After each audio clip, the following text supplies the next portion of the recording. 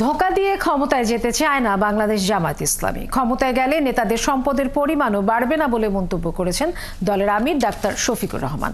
বুধবার সন্ধ্যায় রাজধানীর কাফরুলে ঢাকা 15 আসনে জনমানুষের সাথে মতবিনিময়ে আয়োজিত পথসভায় এসব কথা বলেন তিনি। ডাক্তার শফিকুর রহমান বলেন, যে জাতি রক্ত দিয়ে পরিবর্তন এনেছে সে জাতি ভোটের অধিকারের জন্য প্রয়োজনে আবারও রক্ত দেবে। কোনো ডাকাতকে ভোট ডাকাতি করতে দেয়া হবে না বলেও হুঁশিয়ারি দেন তিনি। 5ই আগস্টের পর থেকে জামায়াতের কোনো নেতাকর্মী দেশের কোথাও চাঁদাবাজি দখলবাজি করেনি মন্তব্য করে তিনি বলেন, বিচ্ছিন্নভাবে দু এক জায়গায় যারা করতে চেয়েছে তাদের বিরুদ্ধেও দলের পক্ষ থেকে কঠোর ব্যবস্থা নেওয়া হয়েছে।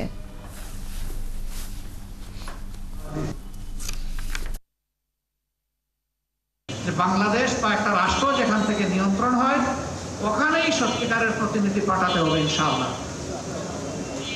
আমরা আপনাদেরকে নিশ্চয়তা দিচ্ছি, আল্লাহ তাআলা যদি বাংলাদেশ জামায়াতে ইসলামী এবং অন্যান্য ইসলামী দলের যারা প্রতিনিধি থাকবেন তাদেরকে যদি এই দেশ সেবার জন্য মানুষের খেদমতের জন্য কবুল করেন, তাহলে ইনশাআল্লাহ আমরা শাসক হব না, শোষক হব না, আমরা ইনশাআল্লাহ সেবক হব।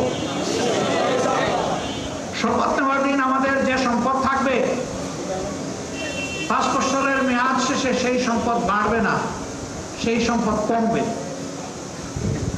শুধু রাষ্ট্রের টাকায় ভালো কাজ করা যায় না, নিজেরও পরিশ্রমের টাকা থেকে কিছু ভালো কাজ করা উচিত।